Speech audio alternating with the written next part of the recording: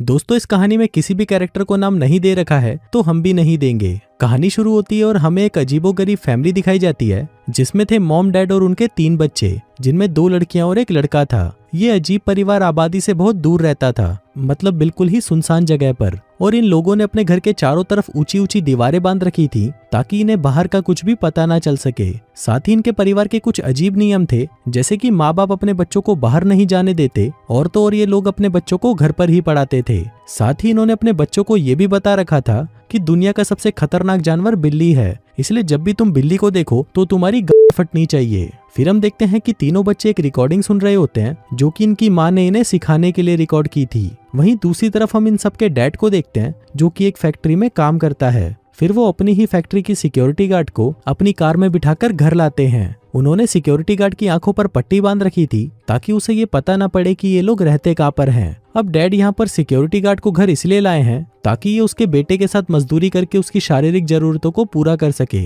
फिर पलंग तोड़ मजदूरी के बाद सिक्योरिटी गार्ड बड़ी बेटी के पास जाकर बैठ जाती है। तभी बड़ी बेटी सिक्योरिटी गार्ड का हेयर बैंड देखकर पूछती है कि इसमें क्या लगा है। वो कहती है चमकने वाले पत्थर। बड़ी बहन पूछती है कि ये क्या होता है। सिक्योरिटी गार्ड कहती है कि ये पत्थर अंधेरे में चमकते हैं। बड़ी बहन कहती है कि सच में, ये तो बड़ी अनोखी चीज है। फिर वो बताती है कि मेरे पास भी एक हेयर बैंड था, लेकिन मैंने उसे छोटी बहन को सॉक्स के बदले दे दिया। अब ये देखकर हमें पता चलता है कि ये दिमाग से पैदल लोग अभी भी आदिवासी युग में ही जी रहे थे, जिसमें लोग सिर्फ अपने सामानों की अदला बदली करते थे और वहाँ पैसा नाम की कोई चीज नहीं थी। फिर डैड पूरी फैमिली को इकट्ठा करके उनकी वीडियो बनाते हैं। छोटी बहन कहती है कि मुझे भी सिक्योरिटी गार्ड के साथ बैठकर वीडियो बनानी है, जिसके बाद उनका बाप इन सबकी वीडियो रिकॉर्ड करके अपने पास रख लेता है। फिर बाप सिक्योरिटी गार्ड को उसके बेटे के साथ मजदूरी करने के लिए पैसे देता है और उसकी आंखों पर पट्टी बांधकर उसे वापस छोड़ देता है। अब रात होती है तो सभी लोग डिनर के लिए तैयार होने लगते हैं, क्योंकि ये भी उनके घर का एक रूल ही था। फिर बड़ा बेटा अपने जूते पॉलिश करके और अच्छे कपड़े पहनकर तैयार हो जाता है। वहीं दूसरी तरफ दोनों बहनें भी स्कर्ट के ऊपर शर्ट पहनकर डिनर के लिए अच्छे से तैयार हो जाती हैं। फिर डिनर के दौरान हमें पता चलता है कि जिस भी बच्चे ने पूरे दिन सबसे अच्छा बर्ताव किया था उसे इनाम दिया जाएगा, और इनाम के तौर पर और कुछ नहीं बल्कि उन्हें बच्चों वाले स्टिकर दिए जाते हैं। और जिस बच्चे के पास सबसे ज्यादा स्टिकर होंगे उस रात घर में उसी बच्चे की चलेगी, मतलब वो अपने लिए रशियन तक की भी मांग कर सकता है। तभी छोटी बहन अपनी मॉम से फोन मांगती है तो उसकी मॉम उसे नमकदानी उठाकर देती है, जिसका मतलब था कि ये चूतिए लोग नमकदानी को फोन कहते थे। अब हम देखते हैं कि इन तीनों बच्चों में सबसे ज्यादा स्टिकर इस लड़के के पास थे।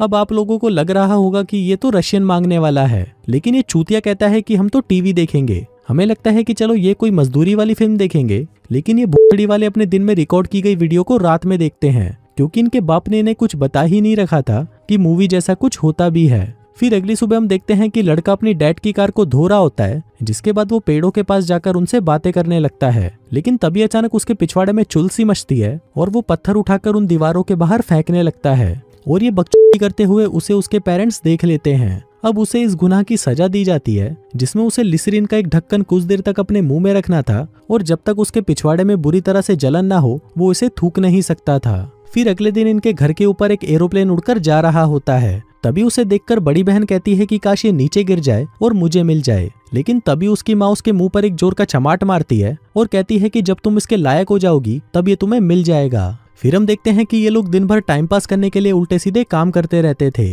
जिनमें से ये दोनों बहनें अपने रुमाल पर क्लोरोफॉर्म छिड़ककर उसे सूंघकर बेहोश हो जाती हैं, और जो भी इनमें से पहले होश में आएगा वो ये गेम जीत जाएगा। वहीं दूसरी तरफ हम देखते हैं कि मॉम ने अपने रूम में टेलीफोन छुपा रखा है, जिससे वो अपने पति परमेश्वर से बात करती है और अपने घर की करंट सिचुएशन को बताती रहती है। वहीं बड़ी बहन उसकी मॉम की बातें सुन लेती है और सोचती है कि उसकी मॉम बावलीगढ़ हो चुकी है और खुद से ही बातें कर रही है। फिर हम देखते हैं कि इसका डैड जब घर पर आता है तो घर आने से पहले वो अपनी कार से खाने पीने का सामान निकालकर उनमें से लेबल्स को हटा देता है, ताकि इन लोगों को बाहर के बारे में कुछ भी पता ना चल सके। साथ ही इनके मॉम डैड ने इन लोगों को ये भी बता रखा था कि तुम लोगों का एक और भाई था जो एक दिन इन दीवारों से बाहर चला गया और अब वो इस दुनिया में नहीं है। अब इनका बाप इन्हें ये सब इसलिए बताता है ताकि ये लोग कभी भी घर से बाहर जाने की सोच भी ना सकें।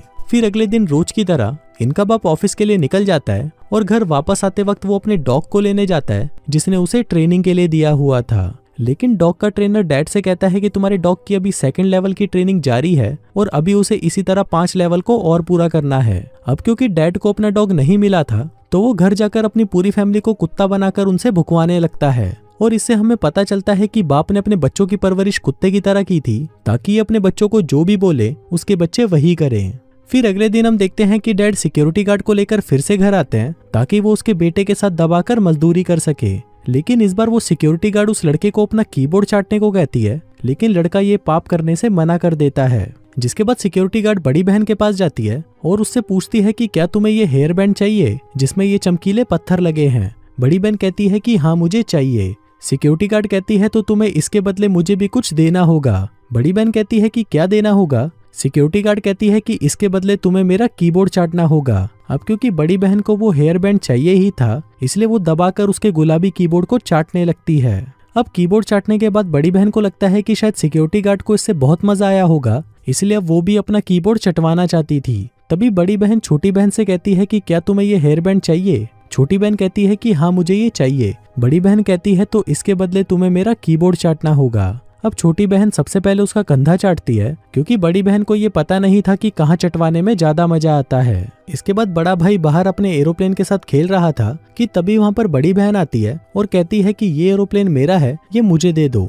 तभी बड़ी बहन उसका एरोप्लेन लेकर घर से बाहर फेंक देती है। अब ये लोग घर से बाहर तो जा नहीं सकते थे, इसलिए जब इन बच्चों का बाप घर पर आता है तो बेटा बाप को कहता है कि मेरा एरोप्लेन बाहर गिर गया है, प्लीज वो मुझे उठाकर दे दो। तभी उनका बाप अपनी कार में बैठकर बाहर जाता है और बिना पैर को कार से नीचे रखे एरोप्लेन को उठाकर अंदर आ जाता है, क्योंकि उसने अपने बच्चों को बता रखा था कि घर से बाहर पैर रखते ही बाहर जो शैतान लोग हैं वो तुम्हें नुकसान पहुंचा सकते हैं, इसलिए वो लोग भी घर के बाहर पैर नहीं रखते। फिर एक दिन हम देखते हैं कि इनके घर में एक बिल्ली आ जाती है और अब जैसा कि इनको पता है कि ये दुनिया का सबसे खतरनाक जानवर है, इसलिए इसे देखते ही सबकी फटने लगती है। तभी लड़का अपने हाथ में हथियार लेकर उस बिल्ली की तरफ आगे बढ़ता है और उसे उस हथियार से मारकर मार डालता है। फिर जब ये बात इनके बाप को पता चलती है तो वो अपने सारे कपड़े फाड़कर और अपने शरीर पर लाल रंग लगाकर घर पहुंचता है और सभी से कहता है कि बाहर रहने वाले शैतानों ने मेरी गर्दन फाड़ दी। फिर अगले सीन में हमें पता चलता है कि इन बच्चों की माँ फिर से प्रेग्नेंट है और फिर डैड अपने बच्चों को बताता है कि तुम्हारी माँ एक बच्चे और एक कुत्ते को जन्म देने वाली है, जिसको सुनकर सारे बच्चे तालियां बजाने लगते हैं। अब कुछ दिन बाद सिक्योरिटी गार्ड फिर से इनके घर आती है और फिर से बड़े बेटे को अपना कीबोर्ड चाटने को कहती है, लेकिन वो फिर से मना कर देता है। फिर मजदूरी करने के बाद वो बड़ी बेटी के पास जाती है और उसे अपना कीबोर्ड चाटने को कहती है, लेकिन अब बड़ी बेटी भी उसे मना कर देती है और उससे पूछती है कि मुझे इसके बदले में क्या मिलेगा। वो कहती है कि मैं तुम्हारे लिए हेयर जेल लाई हूँ, इससे तुम अपने बालों को कैसे भी सेट कर सकती हो। बड़ी बहन कहती है कि मुझे ये नहीं चाहिए, जिसके बाद वो बताती है कि अगर तुम मुझे तुम्हारे बैग में रखी VCR टेप दे दोगी तब जाकर ही मैं तुम्हारा कीबोर्ड चाटूंगी। उसके बैग में रखी हुई टेप्स हॉलीवुड मूवीज की टेप्स थी और सिक्योरिटी गार्ड उसे अपना कीबोर्ड चटवाने के बदले वो दे देती है। फिर जब घर में सभी लोग सो जाते हैं तभी बड़ी बहन उस टेप को चलाकर देखने लगती है। अब उसने उसमें बॉक्सिंग की मूवी देखी थी तो वो भी उसके डायलॉग्स को कॉपी करके एक्टिंग करने की कोशिश करती है और ये पहली बार था कि इसने पहली बार अपने घर से बाहर की कोई दुनिया देखी थी। लेकिन फिर पता नहीं इसके बाप को इसके बारे में कैसे पता चल जाता है, जिससे वो बहुत ज्यादा गुस्सा हो जाता है। जिसके बाद वो उस VCR टेप को अपने हाथ पर लपेटकर उससे बड़ी बहन को दबाकर मारता है। जिसके बाद उनका बाप सिक्योरिटी गार्ड के घर जाता है और इस पाप के लिए उसे भी कुत्ते की तरह मारता है। अब क्योंकि इनके बेटे के साथ मजदूरी करने के लिए कोई लड़की नहीं थी तो उसका बाप उसकी माँ से कहता है कि अब बेटे को अपनी मजदूरी की प्यास अपनी दोनों बहनों से ही बुझानी पड़ेगी। लेकिन वो दोनों में से किसके साथ मजदूरी करेगा ये डिसीजन वो अपने बेटे पर ही छोड़ देता है। अब बेटा अपनी दोनों बहनों में से बड़ी बहन को चुनता है क्योंकि उसके संतरे और गुफा ज्यादा कड़क थी। फिर हम देखते हैं कि मॉम अपनी बेटी को अपने बेटे से बजवाने के लिए तैयार करती है। दरअसल इन बच्चों को रिश्तों के बारे में कोई भी जानकारी नहीं थी और उन्हें ये भी पता नहीं होता कि ये लोग कर क्या रहे हैं, इसलिए जब ये दोनों एक दूसरे के साथ दबाकर मजदूरी कर रहे थे तो दोनों में से किसी को भी इसमें मजा नहीं आ रहा था। अब वो मूवी देखने से बड़ी बहन को पता चल गया था कि इस घर के बाहर भी कोई दुनिया है और अब उसे वो दुनिया देखनी थी। फिर रात को वो एक पत्थर का डंबल लेकर बाथरूम में जाती है, जिसके बाद वो उसे उठाकर सीधा अपने दांतों पर मारती है और उससे अपने आगे के दांतों को तोड़ देती है, जिन्हें डॉग टूथ भी कहा जाता है।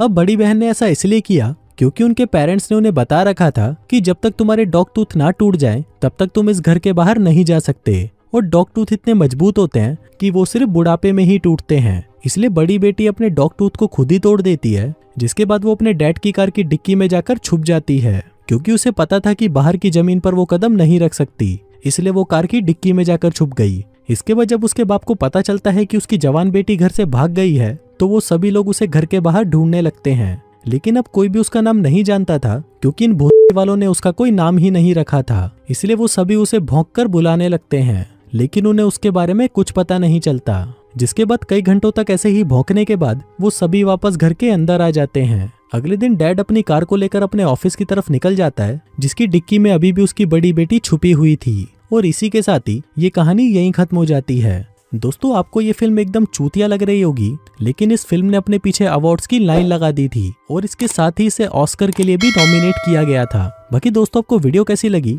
मुझे नीचे कमेंट करके जरूर बताना।